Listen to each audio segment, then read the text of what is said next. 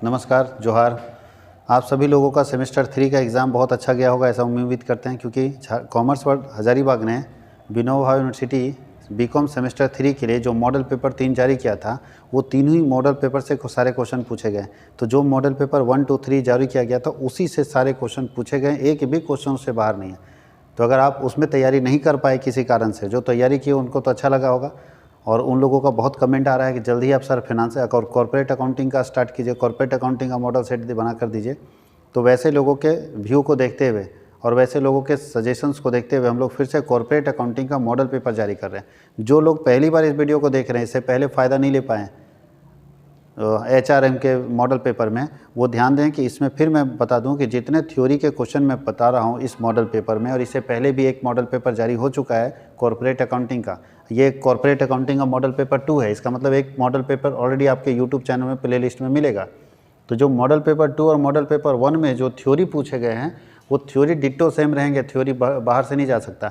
Numerical question की कोई guarantee ले नहीं सकता कि यही क्वेश्चन आएगा, बट बेस वही रहेगा, चैप्टर्स वही रहेंगे। इसके बारे में हम श्योरिटी दे सकते हैं आपको कि चैप्टर्स वही रहेंगे, बेस वही रहेगा, लेकिन न्यूमेरिकल क्वेश्चन की कोई गारंटी ले नहीं सकता है। इसीलिए हम लोग फिर से सेमेस्टर 3 मॉडल पेपर 2 लेकर आ रहे हैं कॉर्पोरेट अकाउंटिंग का। और इससे पहले हम लोग कॉर्पोरेट अकाउंटिंग का मॉडल पेपर 1 कंप्लीट करवा चुके हैं। जो बच्चे नहीं देखे हैं, प्लेलिस्ट में जाइएगा, वहाँ पे आपको मिल जाएगा। और फिर मैं आपको बता दूँ, सेमेस्टर 4 के लिए कॉमर्स वर्ल्ड हज़ारीबाग ऑनलाइन और ऑफलाइन दोनों बैच स्टार्ट करने जा रहा है। आपका जैसे एग्ज़ाम ख़त्म होता है 10 मार्च से सेमेस्टर 4 के लिए आपके बैचेज स्टार्ट हो जाएंगे, ऑनलाइन और ऑफलाइन। अगर आप ऑफलाइन पढ़ना चाहते हैं तो कॉमर्स वर्ल्ड हज़ारीबाग के मेन ब्रांच में आइए, जो मटवारी पेट्रोल पंप के पास है हज़ारीबाग में। और अगर आप ऑनलाइन पढ़ना चाहते हैं तो कहीं भी घर बैठे अपना पढ़ सकते हैं। उसके लिए प्ले स्टोर से जाके मेरा एप्लीकेशन इंस्टॉल करना होगा और मुझे मेरे नंबर पे फ़ोन करना होगा, ताकि मैं आपको यहाँ से सब्सक्रिप्शन दे सकूँ। तो चलिए हम लोग स्टार्ट करते हैं। मॉडल सेट 2 कॉर्पोरेट अकाउंटिंग का 80 नंबर का क्वेश्चन पूछा जाता है। इसमें किन्हीं को कोई दिक्कत नहीं होना चाहिए।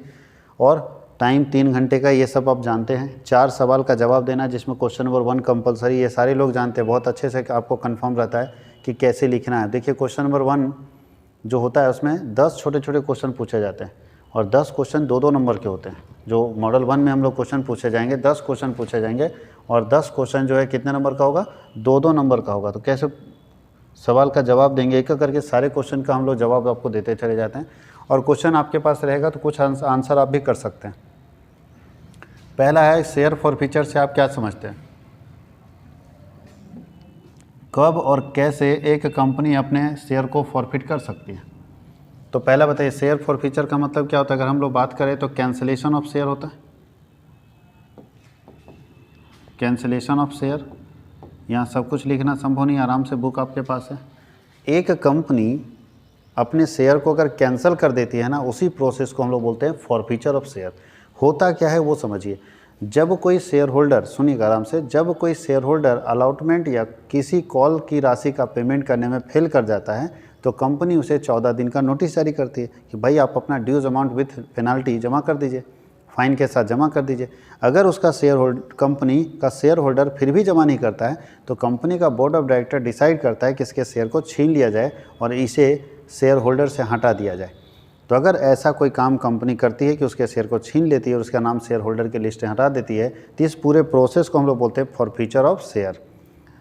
पैसा बाकी होने से लेके नोटिस के बाद छीनने तक का जो प्रोसेस होता है, वो सारे प्रोसेस को हम लोग बोलते हैं फॉरफीचर ऑफ शेयर। तो फॉरफीचर ऑफ शेयर का मतलब होता है कैंसिलेशन ऑफ शेयर।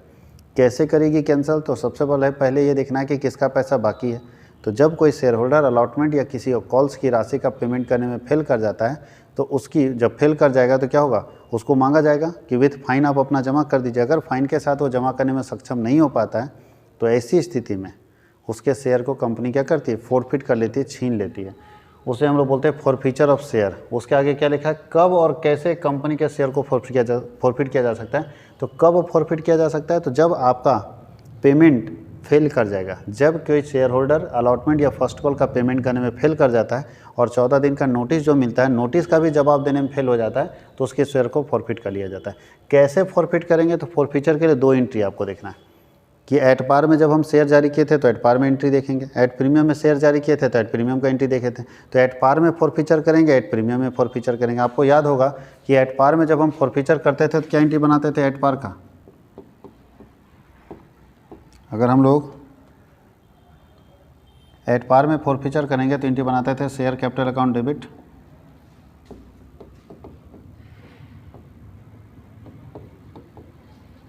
टू यहाँ लिखते थे कॉल्स इन एरियर, कहाँ पैसा बाकी है, कॉल्स इन एरियर, और टू लिखेंगे शेयर फॉरफीचर,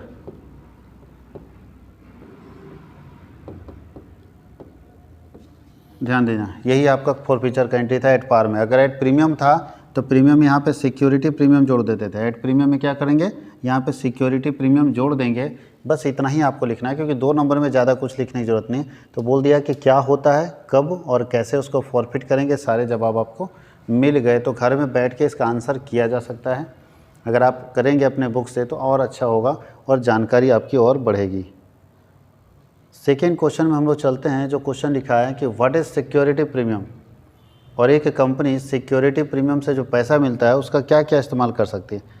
तो प्रतिभूति प्रीमियम क्या होता है, सिक्योरिटी प्रीमियम का मतलब होता है कि जब कोई शेयर होल्डर अपना, ध्यान दीजिए 2 वैल्यू होता है, एक होता है फेस वैल्यू, मान लीजिए कि फेस वैल्यू 10 रुपये है और मार्केट वैल्यू क्या है,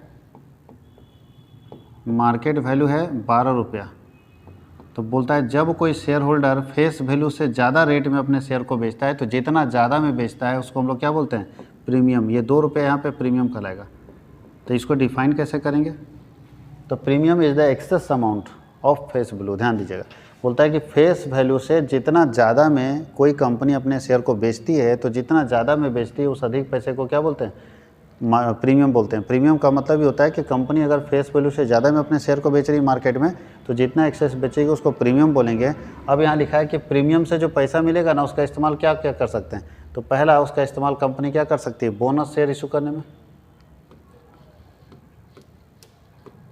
प्रीमियम से मिले हुए पैसे का इस्तेमाल कंपनी कर सकती है बोनस शेयर को जारी करने में। प्रीमियम से मिले हुए पैसे का इस्तेमाल कंपनी क्या कर सकती है, बोनस शेयर जारी करने में कर सकती है, कि बोनस शेयर हम लोग कैसे जारी करेंगे। दूसरा बोलता है कि प्रीलिमिनरी एक्सपेंसेस को राइट ऑफ करने में, यहाँ लिख सकते हैं राइट ऑफ प्रीलिमिनरी एक्सपेंसेस, उस पैसे से कंपनी राइट ऑफ कर सकती है।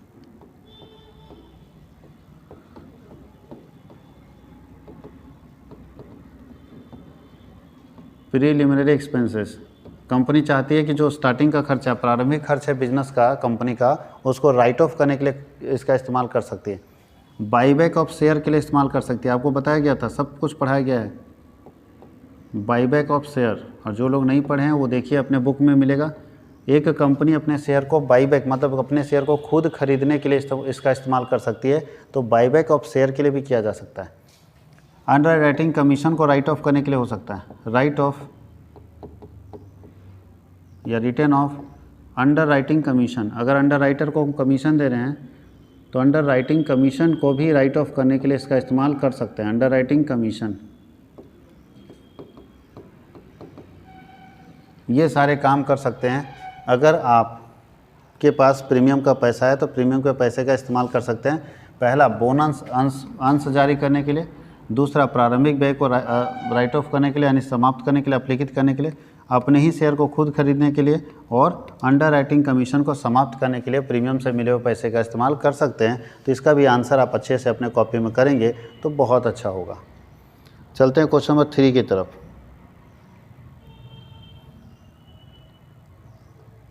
थ्री में बोलता है डिवेंचर क्या है और कितने प्रकार के होते हैं। तो बताइए, आप सभी लोग जानते हैं डिवेंचर क्या है। Debenture is a loan certificate. Debenture क्या है, लोन सर्टिफिकेट है। Debenture is a loan certificate. Debenture is a loan certificate, loan certificate of a company. Debenture एक लोन सर्टिफिकेट है कंपनी का, यानी कंपनी जब पब्लिक से लोन लेती है तो उसके बदले में कंपनी क्या करती है, एक सर्टिफिकेट जारी करती है लोन के सिक्योरिटी के लिए। उस सर्टिफिकेट को हम लोग डिवेंचर बोलते हैं। तो डिवेंचर लोन सर्टिफिकेट है कंपनी का, जिसमें पहला लोन का अमाउंट लिखा रहता है, लोन का रेट ऑफ इंटरेस्ट लिखा रहता है, लोन के सारे टर्म्स एंड कंडीशन लिखे रहते हैं, रीपेमेंट का डेट लिखा रहता है। तो ऐसा सर्टिफिकेट है जिसमें कितना कर्ज लिए हैं, कब चुकाइएगा, कितना कौन लिया है, कितना % रेट ऑफ इंटरेस्ट है, सारे और जितने शर्तें होती है सारा उस सर्टिफिकेट में लिखा होता है। डिवेंचर कितने प्रकार के होते हैं, तो डिवेंचर 8 तरह के होते हैं। कितने तरह के डिवेंचर होते हैं, 8, याद रखिएगा 8 टाइप्स ऑफ डिवेंचर है। 8 तरह के डिवेंचर हम लोग देखते हैं कि 8 तरह के डिवेंचर पाए जाते हैं और सारे डिवेंचर के बारे में, चूँकि आप बुक में अगर देखेंगे तो सारे डिवेंचर के बारे में आपको मिल जाएगा। पहला अगर हम डिवेंचर देखें तो पहला बोलता है, इसको बोल सकते हैं रजिस्टर्ड डिवेंचर। समझा देते हैं क्या करके। रजिस्टर्ड डिवेंचर, रजिस्टर्ड डिवेंचर ऐसा डिवेंचर होल्डर होगा जिसका नाम कंपनी के रजिस्टर में लिखा रहता है। ऐसा डिवेंचर होल्डर जिसका नाम कंपनी के रजिस्टर में लिखा होता है उसे रजिस्टर्ड डिवेंचर कहते हैं, जिसका नाम कंपनी के रजिस्टर में लिखा होता है। Registered debenture. एक होता है बेयरर डिवेंचर, ऐसा डिवेंचर जिसमें डिवेंचर उसका पैसा उसी को मिलेगा जिसके हाथ में डिवेंचर सर्टिफिकेट होगा। 2 डिवेंचर हो गए। एक होता है सिक्योर डिवेंचर, ऐसा डिवेंचर जो पूरी तरह सुरक्षित होगा। एक होता है अनसिक्योर डिवेंचर, ऐसा डिवेंचर जिसमें सुरक्षा नहीं होती। उसके बाद होता है कन्वर्टेबल डिवेंचर, ऐसा डिवेंचर जिसको एक तय समय के बाद आप शेयर में कन्वर्ट कर सकते हैं। और एक होता है नॉन कन्वर्टेबल डिवेंचर, ऐसा डिवेंचर जिसको किसी भी हालत में शेयर में कन्वर्ट नहीं किया जा सकता। उसके बाद होता है पार्टिसिपेशन डिवेंचर। पार्टिसिपेशन डिवेंचर का मतलब है कि ऐसा डिवेंचर होल्डर जिसे कंपनी के प्रॉफिट में पार्टिसिपेट किया जा सकता है। तो ऐसे बहुत सारे डिवेंचर्स के टाइप है, टोटल मिला के 8 टाइप है जो आपको बुक में भी अवेलेबल मिल जाएंगे। आराम से 8 टाइप के बारे में सिर्फ नाम यहाँ लिखेगा, यहाँ एक्सप्लेन करने की ज़रूरत नहीं क्योंकि 2 नंबर का है तो नाम आपके लिए काफ़ी है। अब आप लोग को थोड़ा इस बार अकाउंट्स में सारा आंसर करके नहीं दे रहे, कुछ आप लोग को थोड़ा मेहनत खुद भी करना है। शेयर और डिवेंचर में क्या अंतर है, क्या डिफरेंस है शेयर और डिवेंचर में, बताइए। अगर हम लोग 2-4 डिफरेंस की बात करेंगे, चूँकि 2-4 डिफरेंस इनफ है। तो शेयर क्या होता है, शेयर होल्डर्स लिख सकते हैं it is a part of capital, यहाँ हम लोग शेयर लिख रहे हैं। और यहाँ क्या लिख रहे हैं,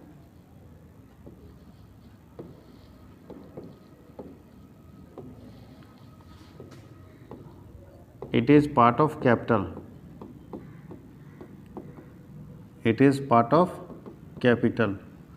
अब बोलता है it is part of loan. Share क्या है, पूंजी का भाग है, और डिवेंचर क्या है, लोन का भाग है। दूसरा बताइए, ये ऑनर होता है, ये किसी बिजनेस का शेयर होल्डर क्या होता है, ऑनर होता है। और ये क्या होता है, क्रेडिटर माना जाता है।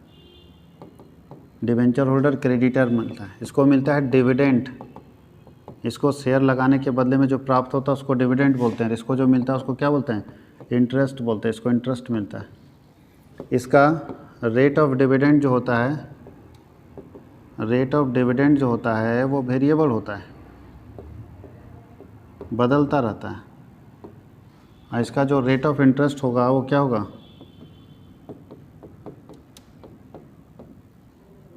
रेट ऑफ इंटरेस्ट फिक्स रहता है। रेट ऑफ इंटरेस्ट क्या रहता है, फिक्स रहता है। कोई दिक्कत किसी को? तो 3 डिफरेंसेस 4 डिफरेंसेस काफ़ी है शेयर डिवेंचर के मामले में। बाकी बुक से भी आप अच्छे से और डिटेल कर सकते हैं।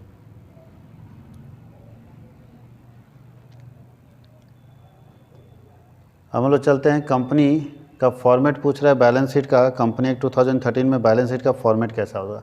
तो आप सभी लोग जानते हैं बैलेंस शीट के फॉर्मेट के बारे में कि बैलेंस शीट कैसा होगा कंपनी एक्ट 2013 में।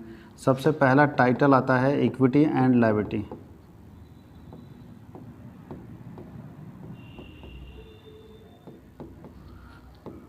Equity and liability. और इक्विटी एंड लायबिलिटी में हम लोग जो देखेंगे फर्स्ट टॉपिक वो देखेंगे share holder fund.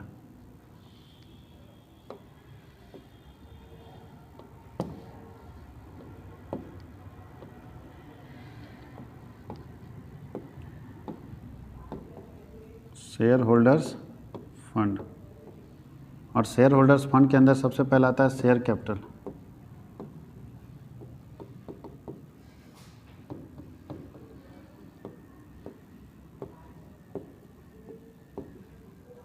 Reserve and surplus.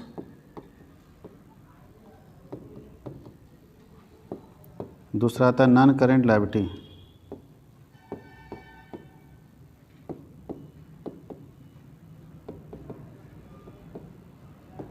और तीसरा आता है करेंट लायबिलिटी।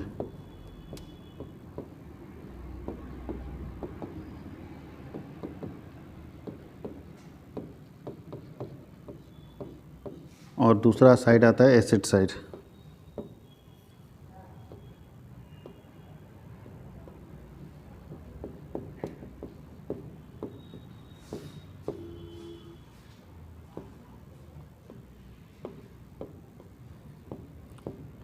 पहला आता है नॉन करेंट एसेट्स।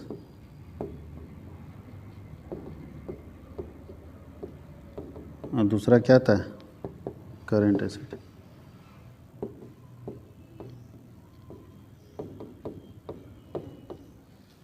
ये आप लोग आराम से देख सकते हैं, आराम से बना सकते हैं।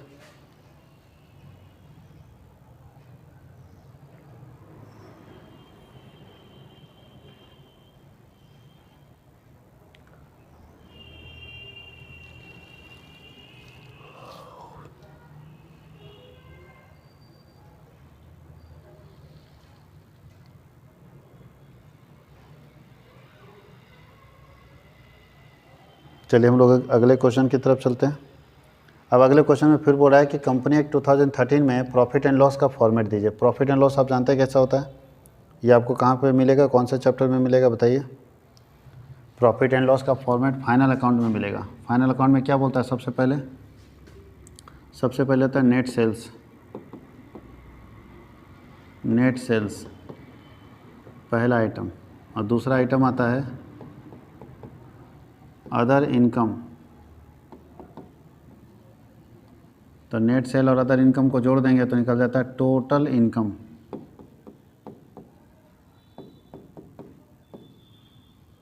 और टोटल इनकम में माइनस कर देंगे एक्सपेंसेस।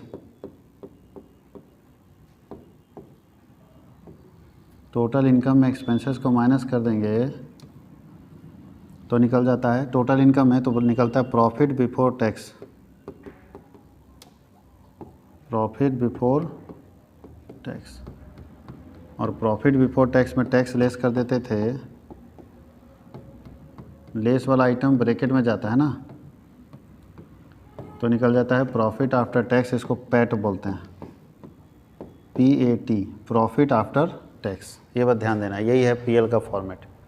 तो शॉर्ट रूप में हम PL का फॉर्मेट, स्टेटमेंट ऑफ PL देख लिए हम लोग, स्टेटमेंट ऑफ बैलेंस शीट भी देख लिए, दोनों को हम लोग देख लिए।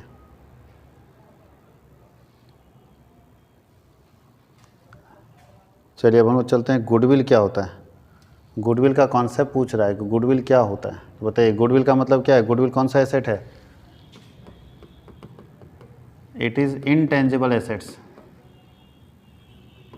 इनटेंजिबल एसेट्स, गुडविल क्या होता है, अमूर्त संपत्ति होता है। अमूर्त संपत्ति, ऐसी संपत्ति जिसे देखा नहीं जा सकता, जिसे सिर्फ महसूस किया जा सकता है, जिसे देखा नहीं जा सकता। तो बोलता है ख्याति एक अमूर्त संपत्ति, इनटेंजिबल एसेट है, जिसको देख नहीं सकते, छू नहीं सकते, लेकिन खरीद और बेच सकते हैं। दूसरा, गुडविल का मतलब होता है फेमसिटी। आपका बिजनेस जितना मार्केट में फेमस है, जितनी प्रसिद्धि आपके बिजनेस की मार्केट में है, वो आपके बिजनेस का गुडविल कहलाता है। और गुडविल का मतलब, गुडविल एक अट्रैक्शन पावर है, जिसको देख नहीं सकते, लेकिन अट्रैक्शन पावर है जो कस्टमर को अपनी तरफ अट्रैक्ट करता है, आकर्षित करता है। यानी ख्याति एक ऐसी शक्ति है जो ग्राहकों को अपनी तरफ आकर्षित करती है। तो गुडविल एक अट्रैक्शन पावर है जो कस्टमर को अपनी तरफ खींचता है। इसलिए गुडविल को हम लोग कौन सा एसेट बोलते हैं, इंटेंजिबल एसेट, क्योंकि दिखता नहीं है लेकिन इसको बेचा जा सकता है।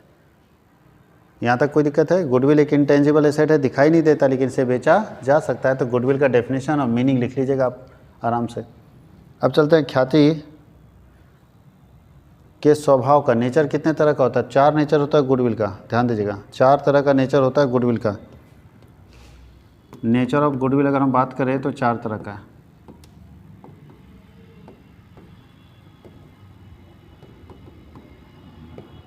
पहला था डॉग नेचर, कुत्ते का स्वभाव का, सबको बुक में मिल जाएगा, आराम से चारों को डिटेल कर लीजिएगा। वैसे नेचर पूछ रहा है। कैट नेचर, रैट नेचर,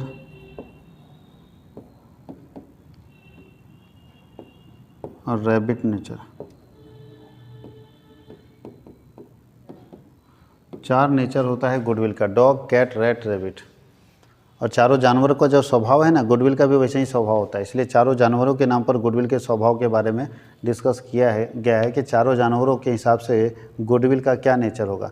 तो डॉग नेचर गुडविल का मतलब है कि कुत्ते की तरह है। बताइए कुत्ता का क्या है, अपने मालिक के साथ दुम हिलाते जाता है, यानी जहाँ जहाँ मालिक जाएगा वहाँ वहाँ उसका कुत्ता जाएगा। इसी तरह से अगर कोई गुडविल मालिक के साथ मूव करता है, एक जगह से दूसरी जगह मालिक के साथ जाता है, तो वैसे गुडविल को हम लोग डॉग नेचर गुडविल बोलते हैं, कुत्ते के स्वभाव की ख्याति बोलते हैं। तो आप लोग सारे स्वभाव के ख्याति को एक एक करके डिस्कस कर सकते हैं कि कौन कौन सा गुडविल होता है। अब चलते हैं, शेयर वैल्यूएशन के कितने मेथड्स हैं। शेयर वैल्यूएशन के कितने मेथड्स हैं, तो ध्यान देगा, शेयर वैल्यूएशन के 3 मेथड्स हैं। पहला मेथड होता है net asset method, net assets method, शुद्ध संपत्ति विधि इसको लोग बोलते हैं, शुद्ध संपत्ति विधि। पहला मेथड है शुद्ध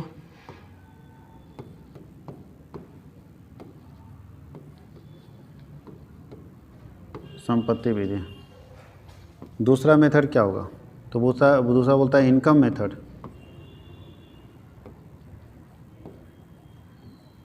आय विधि।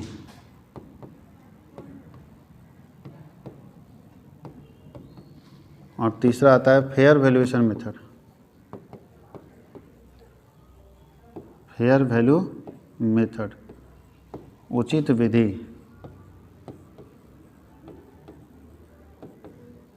कोई दिक्कत किसी को? 3 मेथड्स हैं शेयर के वैल्यूएशन के लिए। पहला नेट एसेट मेथड, दूसरा इनकम मेथड, तीसरा फेयर वैल्यू मेथड। 3 मेथड्स हैं जिसके जरिए आप अपने शेयर का वैल्यू निकाल सकते हैं।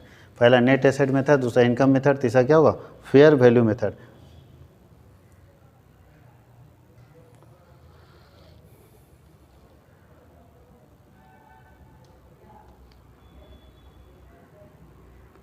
अब बोलता है describe net asset method of valuation of share. Valuation of share net asset method में कैसे करते हैं वो बताइए। तो फॉर्मूला लिख दीजिए। और क्या 2 नंबर में value of 1 share equal to क्या फॉर्मूला होता है नेट एसेट मेथड में? बोलता है नेट एसेट्स बटा नंबर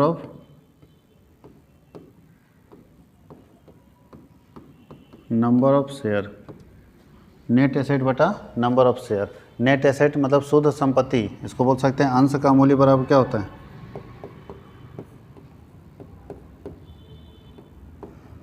अंशों का मूल्य बराबर होता है शुद्ध संपत्ति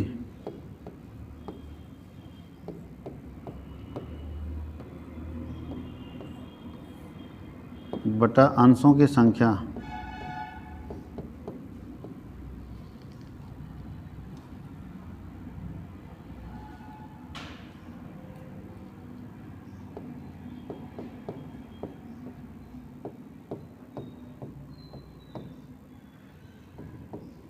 शुद्ध संपत्ति में अंशों की संख्या से क्या करना होता है? भाग देना होता है। शुद्ध संपत्ति में अंशों की संख्या से भाग देंगे तो निकल जाएगा अंशों का मूल्य। तो ये हम लोग 1 नंबर क्वेश्चन यानी क्वेश्चन नंबर 1 जो कंपलसरी होता है उसको हम लोगों ने कंप्लीट किया है। अब चलते हैं क्वेश्चन नंबर 2 की तरफ। 2 क्या बोलता है? तो क्वेश्चन नंबर 2 बोलता है अमालगमेशन को परिभाषित कीजिए और कितने अकाउंटिंग मेथड्स हैं उसको एक्सप्लेन करना है। अमालगमेशन क्या है और इसके कितने अकाउंटिंग मेथड्स हैं? अमालगमेशन को पहले डिफाइन करना है और फिर इसके अकाउंटिंग मेथड के बारे में डिस्कस करना है। तो गुडविल अमालगमेशन का मतलब क्या होता है वो समझिए।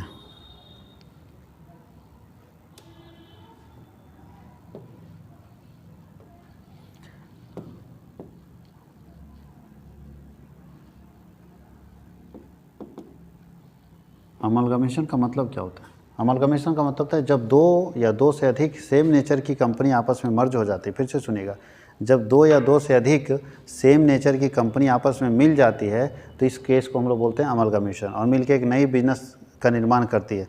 जैसे एग्जांपल समझिएगा यहाँ पे अमालगमेशन का मीनिंग लिखने के लिए, जब 2 या 2 से अधिक सेम नेचर की कंपनी आपस में मिलकर एक नई कंपनी बनाती है तो उसे हम लोग क्या बोलते हैं? अमालगमेशन। जैसे ए लिमिटेड एक कंपनी है,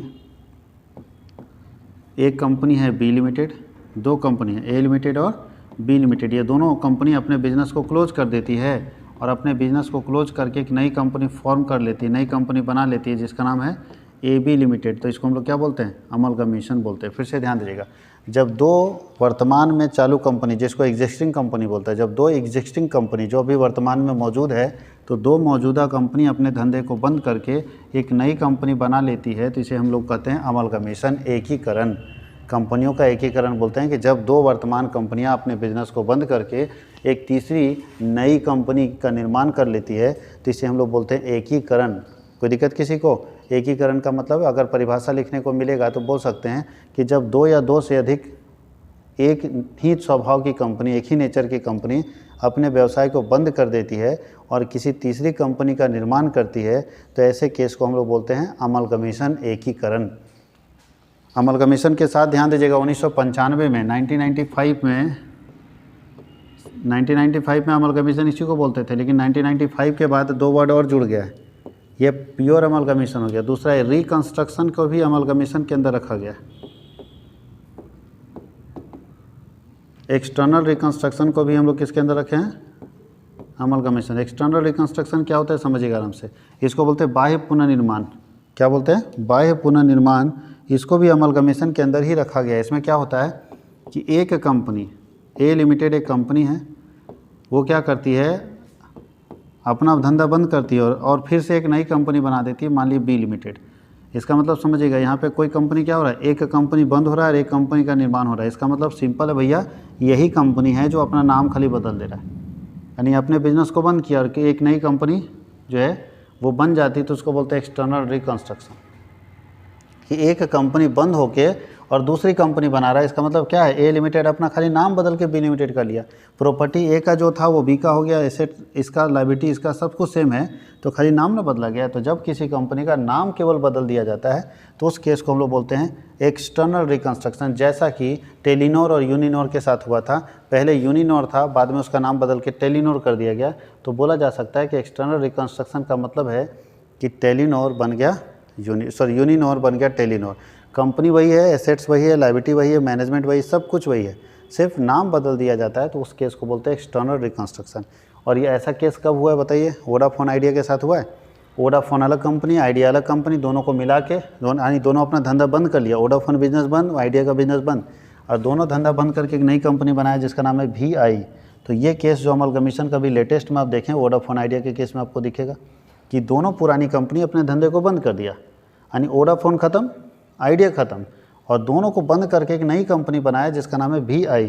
तो ये केस अभी वोडाफोन आइडिया के साथ एग्जाम्पल लिख दीजिएगा जरूर, एग्जाम्पल एकदम नेसेसरी है, एग्जाम्पल लिखिएगा तभी तो बड़ा बनेगा। ये 20 नंबर का क्वेश्चन है, तो इसलिए एग्जाम्पल नेसेसरी है, एग्जाम्पल लिख दीजिएगा। तो एग्जाम्पल लिख दीजिएगा लेटेस्ट में कि इस तरह का अमलगमीशन, जिसको प्योर अमलगमीशन बोलते हैं, वो सिर्फ अभी के समय वोडाफोन आइडिया के साथ हुआ है। अगर और एग्जाम्पल आपके मन में आ रहा है इस तरह की कंपनी का, तो वो भी लिख सकते हैं। तो वोडाफोन आइडिया के साथ है, वोडाफोन भी बंद, आइडिया भी बंद, और दोनों मिलकर एक नई कंपनी फॉर्म कर ले रहा है जिसका नाम है VI। अब चलते हैं, एक और चीज़ इसके अंदर आता है, एक और कॉन्सेप्ट इसके अंदर है, उसको बोलते हैं एब्जॉर्प्शन। समविलियन, समविलियन होता है मिल जाना। समविलियन का मतलब क्या होता है? मिल जाना। देखिए यहाँ पे क्या हुआ, इसको एक ए लिमिटेड कंपनी है, एक बी लिमिटेड कंपनी है, और जानते हैं ये दोनों, ये कंपनी का अपना धंधा बंद करके किस में मिल गया? बी लिमिटेड में। तो बचा कौन?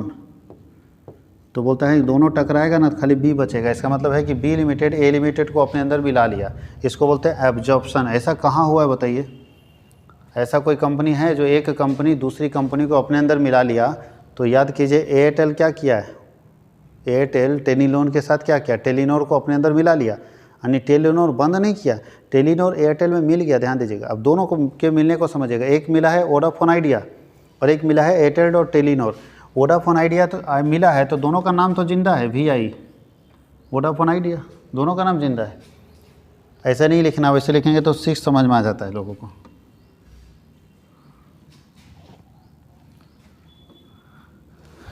ये है वोडाफोन आइडिया VI, यही है ना, तो VI। लेकिन जब एयरटेल के मामले में तो अभी भी एयरटेल ही है, कहीं भी इसमें एयरटेल वाले कंपनी में कहीं नामो निशान टेलीनॉर का नहीं है, क्योंकि टेलीनॉर को पूरा का पूरा मर्ज कर दिया गया एयरटेल में। तो पूरा जब मिल जाएगा ना तो उसको बोलते हैं एब्जॉर्प्शन, और जब दोनों का नाम जिंदा रहेगा ना तो उसको बोलते हैं अमलगमीशन। इसके लेखांकन के मेथड्स कितने हैं, तो ध्यान दीजिएगा, लेखांकन के लिए हम लोगों को फिर एक बार चेक करना पड़ेगा कि कौन कौन से मेथड, तो इसको लिख लीजिए, फिर हम लोग अमलगमीशन के मेथड्स के बारे में डिस्कस करते हैं कि कैसे इसका अकाउंटिंग करेंगे।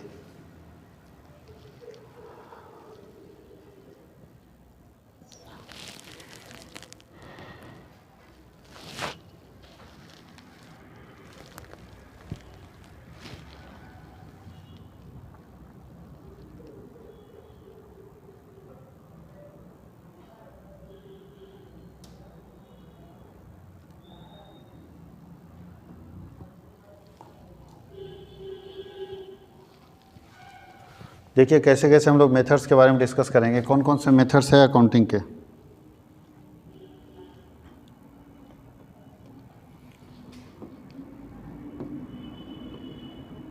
Methods of accounting. सबसे पहले दो पार्टी होगा। पहला होता है ट्रांसफरर,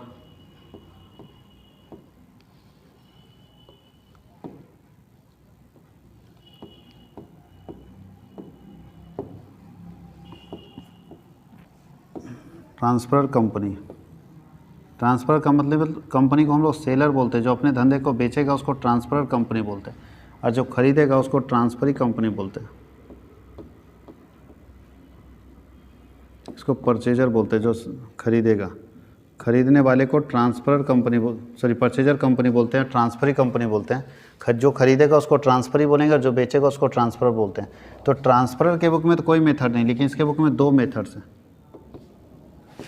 दो मेथड है। पहला होता है मर्जर, विलय के स्वभाव का मर्जर मेथड कैसे लिखेंगे, और दूसरा बोलता है परचेज मेथड।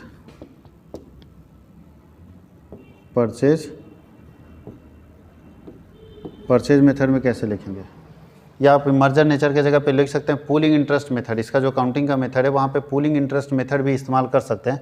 और आप सभी लोगों को ये बहुत अच्छे से, क्योंकि हम सारे मेथड्स के बारे में और सारे डिटेल्स में जर्नल यहाँ पे लिख नहीं सकते हैं, तो आप सभी लोगों को ये चीज़ बता दिया गया। और जो नहीं पढ़े हैं बुक में जाके पढ़िए, जो नए कैंडिडेट हैं जो आज तक कहीं नहीं पढ़े। सर पढ़ना तो होगा, सारे स्टूडेंट के लिए एक बहुत ही इंपॉर्टेंट बात है, क्योंकि जो कॉमर्स पढ़ हजारीबाग से पढ़े हुए हैं उनको तो कोई दिक्कत नहीं है, सारा चीज़ उनको पढ़ा दिया गया। लेकिन जो नहीं पढ़े हैं अगर वो भी वीडियो देख रहे हैं, तो सर एक बात तो है कि कहीं ना कहीं आप अकाउंटिंग को छोड़ रहे हैं। अगर अकाउंटिंग की दुनिया सिर्फ अकाउंट्स ऑनर्स लेके आप सिर्फ पास होने के लिए पढ़ रहे हैं ना, तो फिर बेरोज़गारी के लाइन में आप भी खड़े हो जाएंगे। अब आप अकाउंटिंग सीखने के ख्याल से पढ़िए, पास होने के लिए नहीं पढ़िए। जिस दिन सीखने के ख्याल से अकाउंटिंग पढ़ लिए ना, आपको नौकरी के लिए कहीं जाने की ज़रूरत नहीं पड़ेगा, आपको जॉब मिलेगा। लेकिन मैक्सिमम बच्चा क्या करता है कि नौकरी कैसे लेना है इसको नहीं सोचता है, बस कंपटीशन के चक्कर में मेन एकेडमिक को छोड़ देता है। और फिर हम आपको बताएं, एक बार बताते भी हम क्लास में, कि जो चाइना के सबसे अमीर आदमी है, सब लोग जानते हैं अली बाबा के चेयरपर्सन, उनका एक ही कहना है कि बहुत सारे लोग लॉन्ग प्रोस्पेक्ट में नहीं सोच पाता है, बस प्रेजेंट को सोचता है, कभी तो नहीं मिल रहा है ना। अरे भाई मेहनत करेंगे तभी ना लॉन्ग प्रोस्पेक्ट में मिलेगा। वो बोलते हैं कि today is difficult, tomorrow is much more difficult. आज बहुत ही कठिन है और कल तो उससे भी ज़्यादा कठिन होगा, बट डे आफ्टर टुमारो, उसके बाद वाला दिन क्या होगा, इज़ ब्यूटीफुल। और most people die tomorrow evening. Maximum लोग कल शाम तक मर जाते हैं, परसों का जो अच्छा दिन होता है वो देख नहीं पाते। तो आप ये सोचना बंद कीजिए कि एकेडमिक से आपको अच्छा रिजल्ट नहीं मिल सकता। हाँ, एकेडमिक का पूरा नॉलेज लीजिए, उसके साथ आप एडिशनल कहीं ना कहीं ट्रेनिंग लीजिए कि कैसे हम अकाउंटिंग करेंगे। आपको नौकरी के लिए कहीं तलाशने की ज़रूरत नहीं पड़ेगा। आपको अगर नॉलेज आपके अंदर है, पोटेंशियल आपके अंदर है, तो पूछेगा लोग। इसलिए पोटेंशियल डेवलप कीजिए, पढ़िए थोड़ा। सिर्फ डिग्री के लिए पढ़ रहे हैं तो कॉमर्स का कोई मतलब नहीं है। अगर डिग्री के लिए आप पढ़ रहे हैं तो कॉमर्स में आना ही नहीं चाहिए आपको। अगर आप आए हैं, चाहे लाए गए हैं, जैसे भी आप आए हैं, लेकिन अब इस फील्ड में जब आ गए हैं, इस फील्ड के एक्सपर्ट बनना चाहते हैं, तो सर नॉलेज तो आपके अंदर होना ही चाहिए। अगर नॉलेज आपके पास नहीं है तो कोई मतलब का नहीं रह जाएगा। इसलिए सच्चाई का सामना कीजिए। आज नहीं कीजिएगा, 3 साल बाद समझ में आएगा, 2 साल बाद समझ में आएगा, लेकिन समझ में ज़रूर आएगा कि हमने जो सब्जेक्ट को लिया उस सब्जेक्ट में हमारा करियर ऑप्शन कितना सारा था और हम उसको यूज़ नहीं कर पाए। इसलिए करियर ऑप्शन जो भी आपके पास है आप इसका इस्तेमाल कीजिए। ये प्योर कॉमर्शियल चीज़ आप लिए, प्योर प्रोफेशनल चीज़ है, जहाँ नौकरी लेने का ज़रूरत नहीं है। नौकरी आपको खुद मिलेगा, लेकिन आपके अंदर डेवलप करना होगा पोटेंशियल। कोई मालिक आपको 10,000 क्यों देगा? 10,000 वो तभी देगा जब आप उसको 20,000 कमा के दीजिएगा। तो क्या आपके अंदर ऐसी पोटेंशियल है, ऐसी क्षमता है कि आप 20,000 कमा के अपने मालिक को दे पाएँ? अगर देंगे तो आपको 10,000 देगा, या आपके अंदर कोई ऐसी क्षमता है कि आप खुद मालिक बनेंगे, तो ये चीज़ आपको डेवलप करना होगा। खैर, हम लोग उधर ज़्यादा समय नहीं बर्बाद करें। तो एकीकरण अमलगमेशन के मेथड्स के बारे में सबको बता दिया गया, तो आराम से घर में बैठ के इसको लिख सकते हैं कि कैसे इस मेथड्स में हम लोग रिकॉर्डिंग करेंगे। अब चूंकि न्यूमेरिकल क्वेश्चन आ रहा है, देखिए एक क्वेश्चन और है कि शेयर क्या है और ये कितने प्रकार का होता है। तो बताइए शेयर का मतलब क्या होता है? सब लोग जानते हैं। शेयर का मतलब टोटल कंपनी की कुल पूंजी को छोटे छोटे हिस्सों में बांट दिया जाता है। ऐसे प्रत्येक हिस्सों को क्या कहा जाता है? अंश कहा जाता है। अगर किसी कंपनी की पूंजी को छोटे छोटे हिस्सों में बांट दिया जाता है तो ऐसे प्रत्येक हिस्से को अंश कहा जाता है, जो यहाँ लिखा भी है। अब बोलता है विभिन्न प्रकार के अंशों को बताइए। तो अंश 2 तरह का होता है। अब देखिए इतना सारा परिभाषा लिखा, आप अपना लिखते रहिएगा आराम से। शेयर 2 तरह का होता है, प्रेफरेंस शेयर और इक्विटी शेयर। शेयर कितने तरह का होता है? 2 तरह का, प्रेफरेंस शेयर और इक्विटी शेयर। देखो अंशों की प्रकृति है कि क्या क्या शेयर का नेचर्स दिया हुआ है। नेचर ऑफ शेयर अब देखिए, ठीक है, हम लोगों को टाइप्स पढ़ना है तो टाइप्स ऑफ शेयर के बारे में बात करेंगे। 2 तरह का शेयर होता है, पहला होता है इक्विटी शेयर और दूसरा होता है प्रेफरेंस शेयर। दोनों में क्या अंतर है वो आपको लिखना है, दोनों के अंतर को लिखिएगा तो समझ में आ जाएगा कि शेयर में इक्विटी शेयर का क्या रोल है और प्रेफरेंस शेयर का क्या रोल है। देखिए यहाँ पे लिखा है अंशों के प्रकार, पहला प्रेफरेंस शेयर, दूसरा इक्विटी शेयर। प्रेफरेंस शेयर क्या होता है, जिसे 2 चीज़ का प्रेफरेंस रहता है, यानी कंपनी जब कमाएगी तो सबसे पहले प्रॉफिट किसको देगी, प्रेफरेंस शेयर को, उसके बाद अगर पैसा बचेगा तो किसको देगी, इक्विटी शेयर को। दूसरा प्रेफरेंस शेयर को ये रहता है कि अगर कंपनी का कभी बंद होने वाली हो तो सबसे पहले पूंजी वापस किसको होगा, प्रेफरेंस शेयर को, उसके बाद पैसा बचेगा तो किसको होगा, इक्विटी शेयर को होगा। ये दोनों बेसिक डिफरेंस है। इक्विटी शेयर क्या होता है, किसी भी कंपनी का मालिक होता है, ऑनरशिप इसके पास रहता है, बोर्ड ऑफ डायरेक्टरशिप में बैठता है, डिसीजन लेता है अपनी कंपनी के लिए, ये अधिकार होता है। तो देखिए कुछ यहाँ लिखा हुआ है अधिकार पूर्वाधिकार का और कुछ यहाँ लिखा है इक्विटी शेयर का। इक्विटी शेयर का क्या राइट्स होगा, तो इक्विटी शेयर को याद रखिएगा, भले लाभ बाद में मिलता है लेकिन कंपनी का मालिक होता है, कंपनी का ऑनर होता है, और जब कंपनी को ऑनर होता है इसके कारण ही इक्विटी शेयर होल्डर लोग ज़्यादा खरीदना चाहता है। अब हो रहा है कि ख्याति क्या है और इसके मूल्यांकन की कितनी विधियां हैं, गुडविल क्या है और कितने मेथड्स है। तो अभी हम लोग गुडविल के बारे में डिस्कस कर चुके हैं। गुडविल क्या होता है, इंटेंजिबल एसेट है। गुडविल एक अट्रैक्शन पावर है जो कस्टमर को अपनी तरफ अट्रैक्ट करता है। तो हम लोग ख्याति के बारे में बात कर रहे थे। ख्याति है, देखिए ख्याति से हमारा आशय व्यवसाय की प्रसिद्धि और नाम प्रतिष्ठा से। Good name of a company, reputation of a company is known as goodwill. Goodwill means good name, reputation of a company. ख्याति एक वस्तु है जो, ख्याति एक ऐसी शक्ति है जो ग्राहकों को अपनी तरफ आकर्षित करती है। ख्याति एक ऐसी शक्ति है जो ग्राहकों को अपनी तरफ आकर्षित करती है। तो इसका परिभाषा आपके पास दिया हुआ है, नीचे लिखा है explain the various methods of valuation of goodwill. आपको पता है कि 4 मेथड होते हैं गुडविल के वैल्यूएशन के लिए और चारों मेथड को डिस्कस करने बोल रहा है। कौन कौन सा मेथड है, चलिए पहले इसको लिख लेते हैं, डिटेल्स को आराम से लिख लीजिएगा घर में बैठ के, और हम लोग चारों मेथड्स के बारे में डिस्कस करेंगे, कौन कौन से मेथड्स होते हैं और कैसे निकालते हैं। सबका फॉर्मूला भी लिख दीजिएगा तो 20 नंबर का क्वेश्चन बड़ा बन जाएगा। फॉर्मूला लिखना जरूरी है।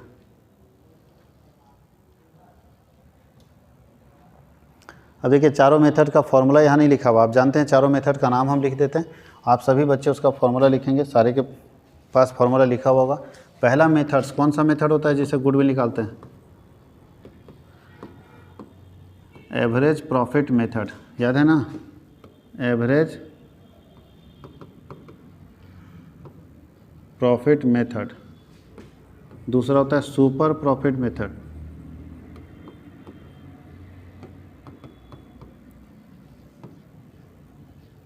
तीसरा होता है कैपिटलाइजेशन मेथड।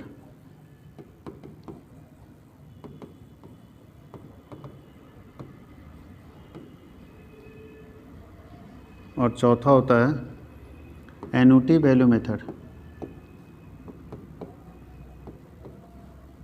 एन्युटी वैल्यू, ये 4 मेथड है जिससे हम गुडविल निकाल सकते हैं, average profit, super profit, capitalisation and annuity value method.